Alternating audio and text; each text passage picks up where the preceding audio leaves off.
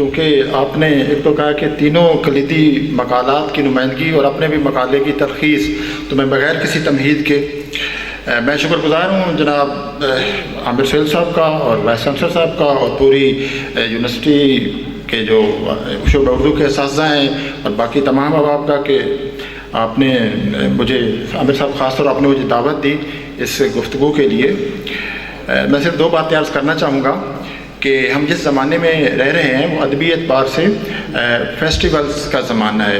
پچھلے 10-15 سال میں ہمارے ادبی کلچر میں ایک بنیادی تبدیلی آئی ہے کہ پہلے جو بحثیں ٹی ہاؤس میں، قہوہ خانوں میں یا بیٹھکوں میں ہوا کرتی تھیں، اب وہ مباحث جو ہیں وہ ایک اور طرح سے ادبی فیسٹیولز میں چلے گئے ہیں، اور دنیا بھر میں فیسٹیولز ہو رہے ہیں۔ جے پور سے شروع ہوا، ہمارے یہاں کراچی لٹریچر فیسٹیول ہوا، لاہور فیسٹیول، اسلام آباد لٹریچر فیسٹیول، اور اب جگہ جگہ ہو رہے ہیں۔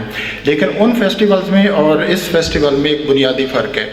ان فیسٹیولز پر جو بنیادی اثر ہے وہ کارپوریٹ کلچر کا اثر ہے۔ ہم مانیں یا نہ مانیں، وہ فیسٹیولز اس جو کارپوریٹ کلچر ہے، جو نیو لبرل ایک اکانومی ہے، اس کے ساتھ اس کا ایک گہرا داخلی تعلق ہے۔ لیکن یہ جو یونیورسٹی میں فیسٹیول ہو رہا ہے، وہ فیض فیسٹیول بھی ان میں شامل ہے، وہ بھی اسی کا حصہ ہے، ہمیں ایڈمٹ کرنا چاہیے۔ اگر فیض صاحب طاقتوروں کے سامنے سچ بولنے کی تلقین کرتے، جرأت کرتے تھے، تو فیض ادبی میلے میں بھی ہمیں اس کی روح اور اسپرٹ کو لے کر چلنا چاہیے اور سچ بولنا چاہیے۔ تو ایک تو یہ اس کی خصوصیت یہ ہے کہ اس کو عامر صاحب کی قیادت میں اور جاوید چانڈیو صاحب کی، ان کی اور وائس چانسلر صاحب کی قیادت میں یہ کر رہے ہیں، اور اس سے بالکل مختلف ہے۔ اور اس فیض کی جو شاعری کی روح ہے اور ان کے جو دانشورانہ جو خیالات تھے، جو ان کی روح ہے، اس کو لے کے یہ چل رہے ہیں، اور یہ کوئی معمولی بات نہیں ہے۔ ایک بڑا گہرا تعلق ہے ادب اور میلے میں، اور اس پر جو بنیادی ایک باقاعدہ ایک تھیوری پیش کی گئی ہے۔ ایک روسی نقاد تھے ایم باختن، ان کا ایک نظریہ ہے کارنیوال کا۔ وہ کہتے ہیں کارنیوال یا میلے جو ہوتے ہیں، یہ صرف سیلیبریشن نہیں ہوتی۔ بظاہر آپ کو اوپر سے میلہ ایک سیلیبریشن نظر آتا ہے، لیکن جو آپ کا سماج ہے جس میں طاقت کا نظام ہے، جو میلے ہیں اس طاقت کے نظام سے ہٹ کر بالکل ایک نیا، ایک عارضی سا، ایک ٹرانزٹری ایک سماج تشکیل دیتے ہیں، اور جس میں اس طاقت کے نظام کی دھجیاں اڑائی جاتی ہیں۔ وہاں رقص ہوتا ہے، ڈانس ہوتا ہے، اور وہاں ایکسچینج آف آئیڈیاز ہوتے ہیں، اور وہاں جو ہائرارکی جو سماج میں موجود ہے، اس ہائرارکیز کی سبورشن کا بہت زیادہ اہتمام ہوتا ہے۔ اس لیے فیض کے اس ادبی میلے کی جو بنیادی روح ہے اور فیض صاحب کی شاعری، اس کے ساتھ ایک گہرا تعلق ہے۔ بس ایک کمی ہے کہ فیض صاحب جن افتادگان خاک کی بات کرتے تھے، ان کی کمیاں موجود ہے، تو لیکن شاید ہم سب نے قبول کیا ہوا ہے کہ ان افتادگان خاک کی جو نمائندگی ہے پہلے فیض صاحب نے کی، اور ہم اس کو آگے بڑھائیں گے، اور شاید اس طرح واقعی لوگوں تک پہنچے گی۔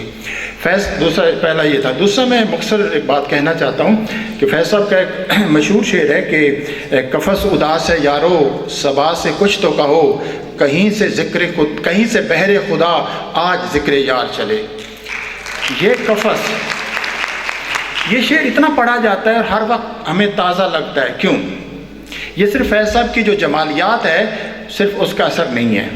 اس کی بنیادی وجہ یہ ہے کہ فیض صاحب نے جس قفس کا ذکر کیا تھا، وہ کلونیل پیریڈ میں، 1947 بعد کے نیو کلونیل پیریڈ میں، اور 21ویں صدی کے جو اسٹرکچرل اور انسٹیٹیوشنل کلونیلزم ہے، جو امپیریلزم ہے، ان تینوں زمانوں میں یہ قفس اسی طرح موجود ہے اور اسی طرح اداس ہے۔ یہ قفس جو ہے ہمارا سماجی نظام، پوری دنیا کا نظام، ہمارے پاکستان کا نظام، ہم چاہیں نہ چاہیں ہم لاکھ اس پہ پردے ڈالیں، لیکن یہ قفس کی صورت ہے۔ اور بہت سے انسان جو اس دنیا میں رہتے ہیں، ان کے لیے یہ ایک جو آزادی ہے، ایک ایلوژن ہے، جس کو آزادی، ہم آزادی کو اگر صحیح معنوں میں ڈیفائن کریں تو آزادی صرف چند لوگوں کو، جس طرح اعلیٰ تعلیم، جو اعلیٰ تعلیمی ادارے ہیں جہاں اعلیٰ تعلیم اس چند لوگوں کے لیے مخصوص ہے، اسی طرح جو آزادی ہے وہ بھی ایک مخصوص طبقے کے لیے ہے۔ تو ہم مجموعی طور پر جو سب یہاں موجود ہیں، وہ اس آزادی سے محروم ہیں اور ایک قفس میں موجود ہیں۔ وہ قفس مقامی بھی ہے اور عالمی بھی ہے، اور اسی طرح اداس ہے۔ اور فیض صاحب کہتے ہیں کہ اس قفس کی اداسی میں ذکر یار ہونا چاہیے۔